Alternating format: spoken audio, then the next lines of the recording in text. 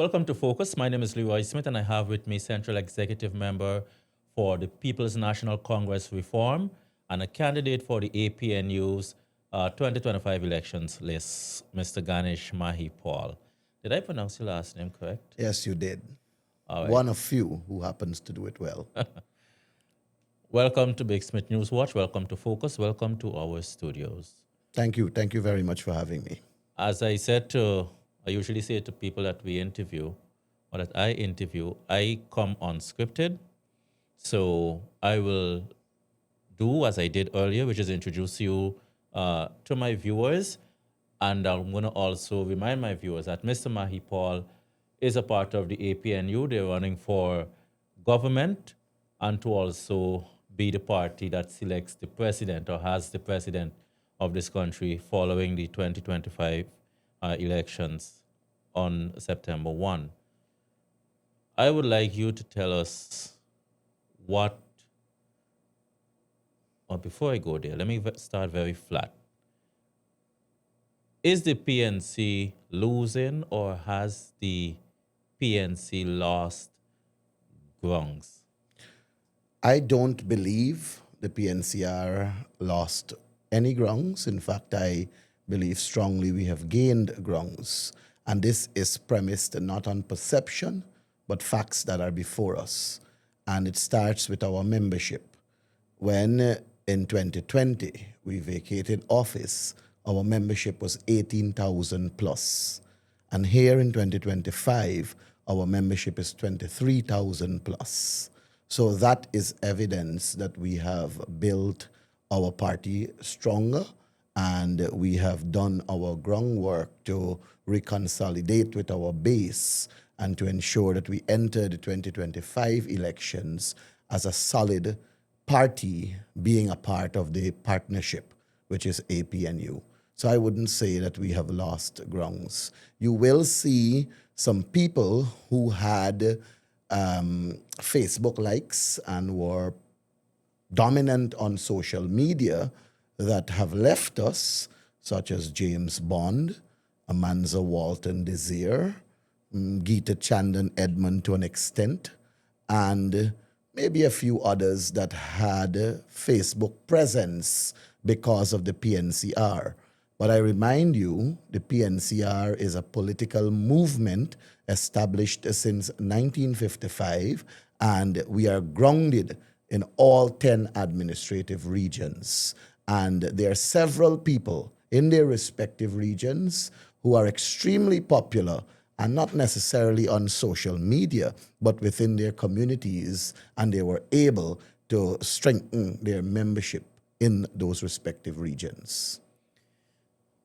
What can persons, you were not a minister of government, but the party you represent formed the government, the last government. That government is largely accused of under delivering for 5 years, and there seems to be an apparent hesitation by voters to entrust this party or this coalition with government again. How do you speak to that? You were keen to use the word apparent, and I'm happy to hear that. I want to say to you that in 2015, when the manifesto of the APNU and the AFC was conceptualized and put into being, it was based on information that was available to them in 2015. And mind you, that was taking into account 23 years of the People's Progressive Party. One such information has to do with the rice farmers, when we said to them in 2015 that they deserve better price for their paddy, because we knew from public record that the Venezuela government was paying the Guyana government at least $8,000 or $9,000 a bag of paddy, and there was the Petro-Caribe Fund that was keeping those monies. But when we got into office, then is when we found out that the Petro-Caribe Fund was actually used to build the Hope Canal on the East Coast. That was not public information. So what we assumed in 2015 out of government. When we came into government, it was different. And when we came into government, we also found out that there were several projects where billions of dollars were invested and there were no returns that were coming from those very projects. The Skeldon Sugar Factory is a typical example. That was built by Barra Jagdeo, and it is barren. Not an ounce of sugar was produced from it. Millions of dollars used, taxpayers' money went to waste. We also have the fiber optic cable that was supposed to run from Brazil through the interior highlands coming up to the coastland. Millions upon billions of dollars again wasted. Then we have the hydro project, the Amila Falls hydro project, where they awarded it to a contractor that has no proven track record. In fact, when he was constructing the road, flipped. So I say that to tell you that the promises made in 2015 were done based on information that was available after 23 years of the People's Progressive Party. And though we may not have delivered on all our promises in the manifesto of 2015, the facts remain that there were substantial deliverables that met the people of Guyana during the period 2015 to 2020. At no time in our manifesto did we promise significant salary increases, but we were able to give public service workers salary increases that went as high as 77%. But I At think no when it comes to time, salaries, I think what rubbed people the wrong way is the announcement that there isn't enough funds to facilitate an across the board increase for public servants and so on. But then the ministers, they got it immediately after. well, we need to clarify that and put it into context Put it so into that people can context. understand. When the APNU came to government in 2015, the salary of the Attorney General was higher than the salary of the Prime Minister. The salary of permanent secretaries were higher than the salary of junior ministers. And the Well, the salary, permanent secretaries work harder than the ministers, whether we want to accept that or not, the point I am making is that on the scale, on the ladder of authority, you have the president at the highest. David Granger got the same salary that Ramotar had. How much was that? 1,700,000 and something dollars. That did not change. No increase went to that salary. So Granger got that salary in 2015, 16, 17, 18, 19, 20. Not a single increase went to that salary. The Prime Minister, Moses Nagamutu, he got 12.5% salary increase. That took him above the Attorney General, and he was receiving 1.3 something as his salary. The Attorney General got 0.5% increase, which carried him to 1.2 something. The senior ministers got 50% increase, and that includes all members of parliament. So the opposition parliamentarians on their salaries received also 50%, which includes Barra Jagdeo and his team. But Jagdeo did not collect the opposition leader's salary because his pension was higher than the opposition salary. And you can't collect two salaries. He chose to collect the higher of the two, which is the pension. Junior ministers got, I think it was 14 or 15% increase in their salary. That increase stayed with them until 2020. They never got another increase. Simultaneous to that increase were increases that were given to public sector workers. I want to go ahead. So, as public servants were getting yearly increases, the ministers of government got no more increases, and the president got absolutely no increase. So, the same salary that Granger got in 2015 was the same he got in 2020, and that's the salary that Irfan Ali inherited in 2020. But today, Irfan Ali added 39.5% on that salary to his salary, which took him to $2.3 million and more right now. The very ministers of government who were against the increase that the APNU ministers took, which had their salary at 800 and something thousand, I think 870,000 or thereabout a month, these ministers that we have now added 39% to their salary, and they are now at 1.3 million a month, in addition to allowances that took them to close to 1.8, $1.9 million a month. So the hypocrisy of the People's Progressive Party is what I'm pointing out to you. You were against the APNU increases, but not only did you accept it in 2020, you added 39.5% here at 2025, which is significantly higher than any other politician in this country. Additionally, what we did was to give the higher percentage in increase to the lowest paid workers. And that's what we're proposing to do again.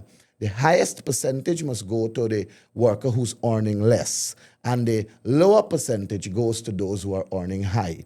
What the PPP did is across the board, they took the same increase. So a minister that was making $1 million took 10% on his salary, which means he got an additional $100,000. And you, who was working for $100,000, got the same 10%, but you got only $10,000. So whilst your salary moved from $100,000 to $110,000, the minister's salary moved from $1 million to $1,100,000. So what that did was to create a broader gap that exists between the poor and the rich. It created a broader gap between the have and the have-nots. And we're saying as a coalition government that if we intend to bridge that gap that exists between the rich and the poor, that exists between the have and the have-nots, then we have to start treating the ordinary people with greater respect. The number matters. So if 10% is giving you $10,000, then 1% should go to the person who's earning $1 million so that they will equally get $10,000. I want to come back to the rice issue with Region 6, it was. So when you came in and you realized that Petro-Caribbean Fund was used to fund the Hope Canal, was there no monies that could have been taken from anywhere else that could have allowed the APNU government to fulfill its election manifesto promise to those rice farmers? The APNU did move to seek other markets. I think it was in Central America. Some countries there, Nagamutu did negotiate the deals with in terms of purchasing our paddy. I think Colombia was another country, if my memory serves me correctly. And additionally, we were faced with several other issues, which include the NIS scheme. The NIS was bankrupt, basically, and we had to take it out of the red into the black. GPL was in the red. We had to take them out of the red into the black. The coastline was under severe threat from the Atlantic, and we had to invest significant amount of monies to have riprap structures in place so that we can protect our coastline. We had several schools, secondary schools, all of them, as a matter of fact, in deplorable conditions, and we had to do severe renovation to those schools. Several communities that we saw never benefited from electricity, such as Zealot Sugar Welfare Scheme. We had to provide electricity and water supply to them. Tushin Phase 2, it was just potholes all over the place. We had to do significant work there. Wakenham and Legwan, for the first time, they had electricity in terms of street lighting, asphaltic concrete road all around, better water system. And we had to focus more on providing to those who really and truly were out of the limelight, because 10 years back, technology was not as it is right now. And if you ask those communities now, when is it that they saw what roads felt like, good roads, better water system, stable electricity, they will tell you it was under the APNU. Port Kaituma, Mabaruma, Muruka, they saw concrete, proper roads for the first time and street lighting. Letem, Madia, Bartica. So we were about bridging that gap that existed between the coastland and the hinterland. And that is what changed our direction, because after 23 years of the PPP, several information that we did not have, we got exposed to in 2015. I am telling you that yes, the coalition made mistakes. Yes, the coalition made some mistakes, but there are several plus that we can attribute to the coalition for what they did to this country between 2015 and 2020. And that is what this government built on with the oil revenue that this country got. The first roundabout in this country was built by the coalition at Kitty Seawall. Asphaltic concrete roads across the country started by the coalition. Reinforced concrete bridges started with the coalition. I They were building timber revetment bridges. We started reinforced concrete steel bridges. you spoke of the um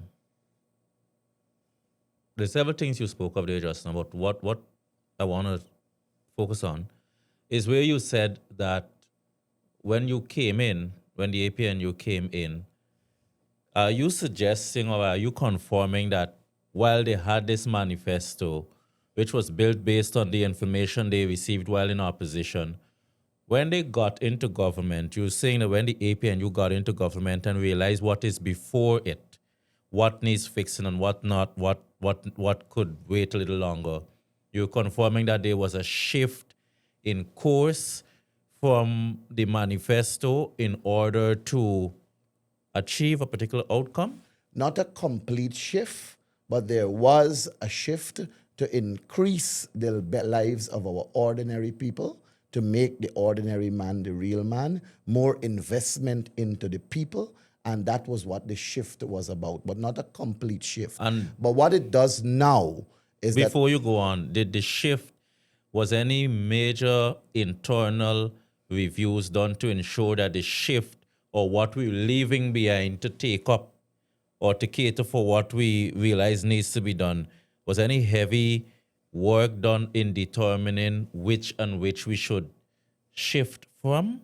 I think the review shows in terms of number the increase in support, notwithstanding the controversy that existed in the 2020 elections and where the anomalies existed and where the irregularities, the what I will say systemic fraud were found primarily in the boxes that had most of the PPP votes. When you look at the vote number of the APNU and you saw that they moved from 177,000 votes to 218,000 as pronounced by GCOM, that is the benchmark or that is the evidence to show that people actually understood, appreciated, and were able to contribute to the work. And you can go into the various regions. Like in Region 1, there was significant support for the APNU. So we're going to increasing. come back to that. I think you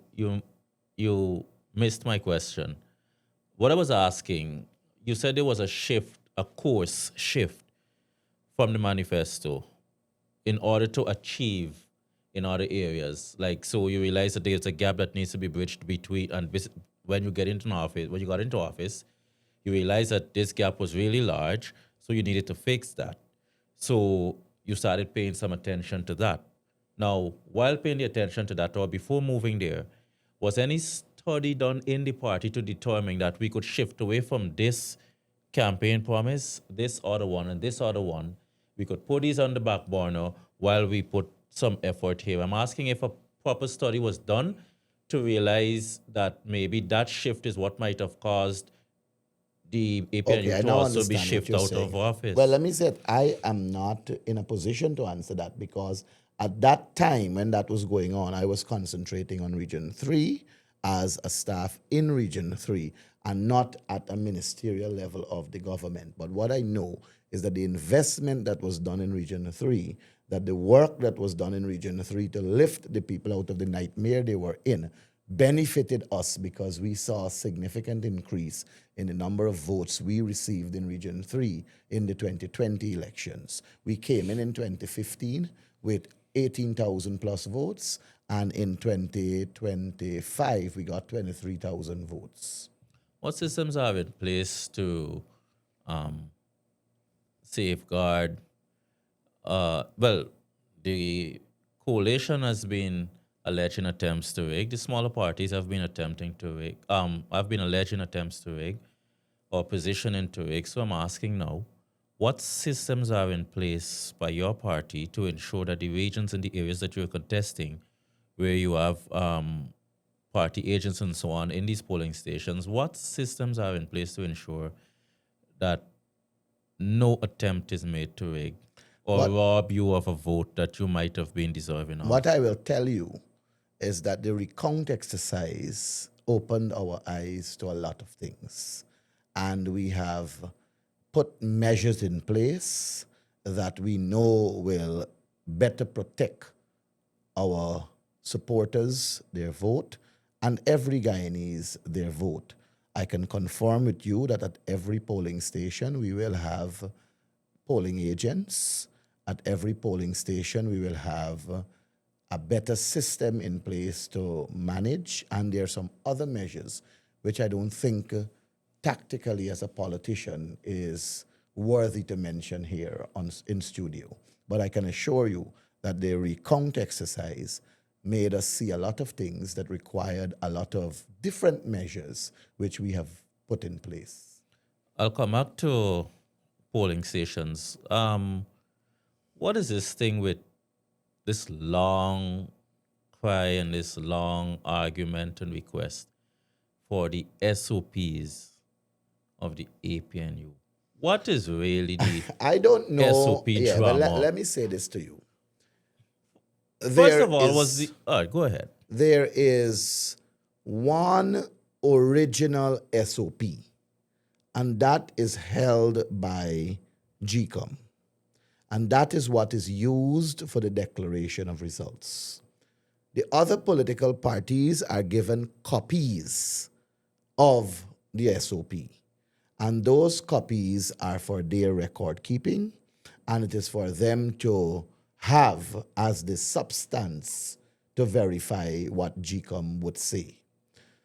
The 2020 elections, in all fairness to all political parties, had controversies in several regions.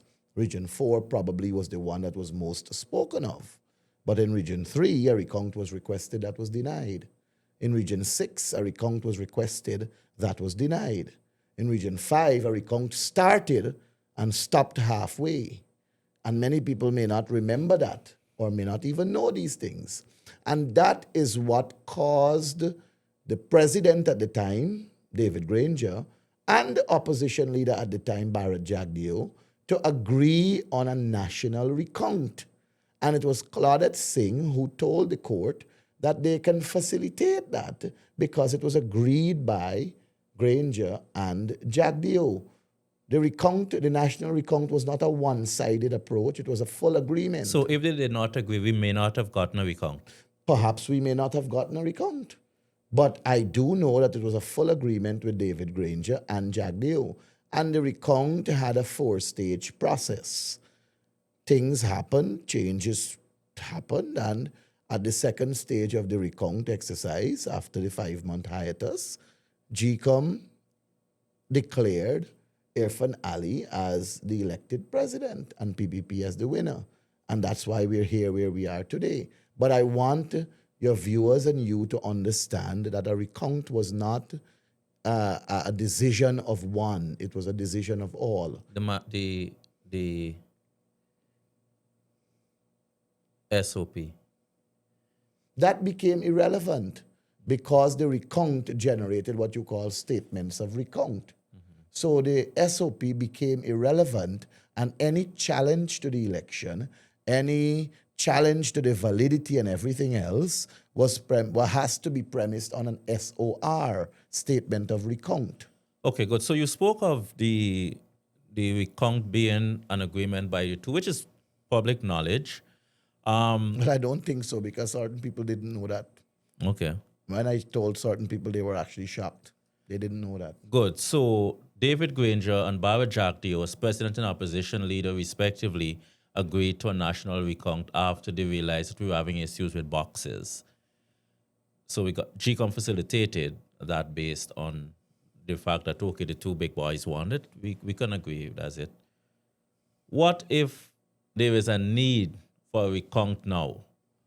Do you believe that do you think that the current leader of the opposition and the president, I am hoping that we don't have to go in that if we go direction. in, we'll come back to if we Yes. that will come back to the hope. Do you believe that they have the will to agree to something like that in these elections? I don't think Barrett Jagdeo will want to agree to something like that, knowing the politician he He's not the is. president. Listen, whether you We want to we say s- that we or no no not. no no no. Yes, I'm listening to you. You can say what you want to say to me. No, we're I talking am in the about political arena. we're Listen to talking me. about the president and the Irfan opposition is a leader. puppet. Irfan is a puppet. We're talking about the president Irfan and is a the no puppet. Ganesh. Listen, I am saying to you I that am the general asking secretary you. of the PPP is No, Barrett Jagdeo. listen, I am asking you. You said the opposition leader and the president agreed. I am asking you if you believe that your leader, who is the opposition leader, and the president, because you are in the political arena, as you said, so you know these guys, you know how they think and so on. Do you believe there is the will between the two to agree to a recount if it needs to be done? When David Granger, as president, You did not made that, answer my I'm coming to the question. answers. The answer I'm giving. When David Granger was president, he was also leader of the People's National Congress Reform, the largest political party at that time in the APNU. So when he made that decision as leader of the party also. I am saying to you that Jagdeo, who's the leader of the PPP, I don't believe will support such a decision. I No, do believe that my leader, once there is need for such, would go you're into that completely direction. ignoring the fact that I am referring to, based on what you initially said, that the president and the opposition leader agreed. I am asking you, because you're in politics, you're in this scenario, you know a little bit about Irfan, you know a I know little a lot bit, about Irfan. good, better, you know a lot about Aubrey Norton. Do you believe that these two men have the will to agree to a recount if we need to get that done? If we need to get that done, I believe Aubrey Norton has the will. And the president? I can't answer for that man. That He- man has proven umpteen times he's incompetent, he's corrupt, and he's not one to stick to what he plans to. I can't answer for his integrity. I don't think he has any. So I can't answer for his integrity. What I do can you? answer for my presidential candidate because I know him. You could have said that initially than trying to circle me around the place, because I will come right back to my question. Um, what has the feel been like on the ground when the PNC enters a community We have seeking been re-election? we have been well or seeking received in election to several office? communities. Well received in several communities. I was actually shocked that we could have walked comfortably in Horstellin old scheme, which is a predominant PPP area. We actually walked that scheme. We were embraced by several people, and I was actually shocked about that. We went into a community in Region 5 called Champaign, another predominant PPP area. We were welcomed. We went in Lima on the Essequibo coast. The rice farmers were speaking so badly about the People's Progressive Party. There are live interviews on social media that shows that several communities welcomed us with open arms. In our base, when we go into those communities, people are demanding jerseys and hot hats and other paraphernalias. And I am moved by their energy. I'm moved by their enthusiasm. I'm moved by their zeal and zest for a change. And I do believe they'll get that. Okay. So we're gonna wrap up now, but before I go, I want to ask you this question. We've invited you to sit here and have this interview with us in relation to, you know, we're going on to crunch time for elections. Personally, I would like to get from you, why did you even agree to the interview? You're always on social media trying to troll me or troll this establishment. Why did you agree to the Let me interview? say something to you. In politics, for me, I don't carry hard feelings. I have a very thick skin.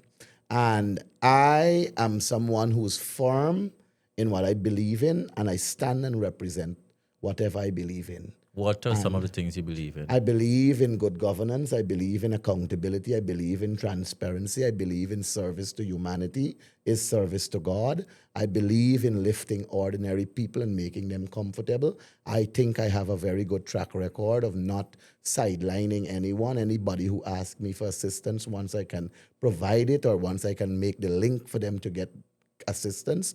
I think I have a good track record of doing that, but I'm very firm and committed to the principles of sharing our resources in this country for the benefit of all Guyanese. I don't believe the People's Progressive Party is doing that. I'm very, very hurt at the fact that they're creating a small cabal of rich people at the expense of the majority. I'm very disturbed by the way contracts are awarded in this country. Friends, families, and favorites seem to have a preference and a priority. I'm very disturbed by the fact that Jagdeo had Sue in his living room, cutting deals, as was exposed in the Vice News reporting. I'm very disturbed that Zulfikar Mustafa promised us to have fishermen license, and we don't have that. I'm very disturbed by Robertson Ben. You're And the disturbed way about a lot of I'm things. disturbed by this entire government and how they have run this country for the last 5 years. They had access to oil resource, which could have been the catalyst to improve the lives of our people, and instead it was used to enrich just a few people. The government So has I'm very made it disturbed by clear, that. they've made it clear that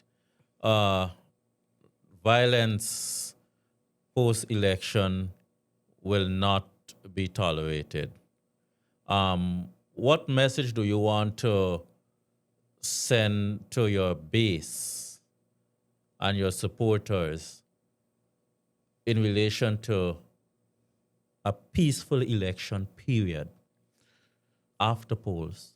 Elections are expected to be peaceful. It's unfortunate that the rigging machine of the PPP began since they changed the requirement for birth certificate in 2021. So they started the rigging machinery very early. There is no doubt that majority of the people in this country need a change. They have signaled that and they are moving in that direction. If there are attempts by the PPP to rig these elections, then there will be consequences. But if they do not have or there is no evidence to show any form of rigging, then peacefully the elections will declare the APNU as the winner, and peacefully Aubrey will be sworn in as president of Guyana. But if there any attempt to rig the elections to shortchange the will of the people, to disturb the will of the people in the vote, then there has to be consequences, because people vote for the government they deserve and they don't expect nobody to manipulate, to change, or seek to move in a direction to remove their voice, which is their vote. And I'm saying to you, based on what we are well aware, we're based on what we see on the ground, based on our movements across the country, Aubrey Compton Norton will be president of this country. Joretta will be prime minister. She will be the first indigenous female prime minister of this country. And I will be a vice president in this country to represent the will of the people, because that is what they want. Any course to disturb the will of the people, once there is sufficient evidence to show that there is a form of disturbance by way of committing some act of fraud in elections 2025, there will be consequences. You've said consequences about 5 times within the last 3 I'm minutes. happy you heard that. I'm happy you heard that. What should the public expect as the consequences? If somebody does something to you that you know is wrong to you, do you sit and take it? No, you probably will go to Clifton Hicken and make a report. So maybe that is what we will do. Who knows? I'm not sure if we'll go to Clifton Hicken, because he will have to go come September 1st, as I've said to you umpteen times. Oh, and by the way, I brought this manifesto for you, really. This beautiful green document. I brought it for you. And let me tell you something. If you go blue, you have no clue. And if you go red, you could possibly be the next one to be dead.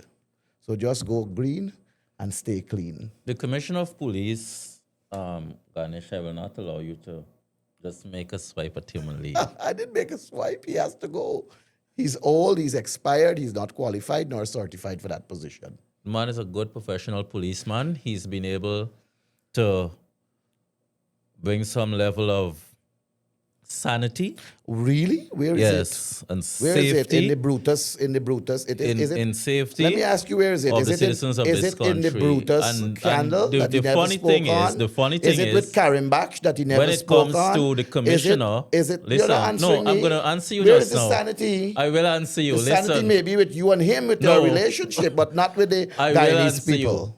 But why every time it comes to Clifton Hicken, the PNC, listen to me, the PNC has a lot to say about Hicken and his leadership and his competencies and all of these things and so on. But the PNC, and I always make this argument and I always ask this question. If you all think that Hicken was so bad and so whatever else you want to say about Hicken, why within the 5 years that the PNC led coalition was in government, they didn't just get rid of Hicken completely if they felt that he was so bad and they had so much of compelling facts to support such a claim? Why they just didn't get rid of him? Listen, we I want you to answer that and then we'll go. We in government did not target people and try to take bread out of Why their did you mouth. guys move him out of the force along with But we never dismissed why him, did you nor did we move move in a him? direction Why was to he do that. moved out of the force? The structure, Why was he moved out of the the force? structure, as I said to you, the structure is controlled by a police service commission, and we did not dismiss him nor take bread out of No, his no, no. mouth. The Where was he moved out of the force? He Where was did moved go? out of the. You don't know where he went? I know he was still in the Guyana police force. No. Why was he seconded? He was moved out of the police force environment and sent to a location that had nothing to do with policing. Why was he removed? What had nothing to do with policing where he was? Where he was had Ganesh, everything to you do. attempting. Where he was This had interview is not everything about to do. Hicken. I agree, but listen you to me. mentioned I want to say Hicken, something. but you still cannot answer why, if he was all this bad, you only moved in 5 years. We never, listen to me, we never targeted any police nor You all public interfered servant. when you all Even removed them out of the force. Even Anil Nandalal's wife was working with David No, I Granger. don't We need did- that argument. No, but I'm saying No, to but I you don't that need it that wasn't a argument. I'm target. asking. We weren't a target You all still government. can't say why y'all removed them out of the force. We Him did and not Karim remove him Bash. out of the Why force. did you guys seconded them? Karim Baksh under our administration was commander in Region 3. Karim Baksh under He was administration. seconded out of the force. I don't understand what you're saying by out of the force. Where did they go? Did they go to so America you or Canada? You don't know where they went when they, They were were seconded? still performing functions relating to the Guyana police force, even if it's at President Guard, even if it is at Kaikan, even if it is Ganesh, Mabaruma. you're They're circumventing still, the I'm not issue. circumventing. We're not going to dwell I'm not much on Hicken, circumventing. but I will No, but I leave want to by say this. saying No, to but I you. want to say this. I want to say that I honestly believe that Clifton Hicken is a nice person. Good, that is it. I have hold him on record saying Yes, Clifton Hicken is a nice person. But he's a and a good terrible policeman, manager. right? He's a terrible And a good manager. policeman, correct? He's a terrible And a good manager. policeman. Ladies and He gentlemen, has failed the people Ganesh, of Guyana. let's He has end. failed the Guyana police Ganesh, force, and because of that, he's past You the age are of on retirement. record. Yeah, he's a nice person. Good, case he closed. passed the This age is of my interview retirement. and my studio. He passed Don't the let's age of end it abruptly. retirement. He is older Ladies and for the position. gentlemen, He's not thank you certified very nor much for qualified, and he joining ought us. to go. This has been another edition of Focus. My guest was Ganesh. You can't shake my hand. Well, my guest was Ganesh Mahipaul from the PNC, People's National Congress Reform, and one of the candidates for the APNU. This has been an edition of Focus. My name is Leroy Smith, and we'll see you here again. Thank you very much for watching.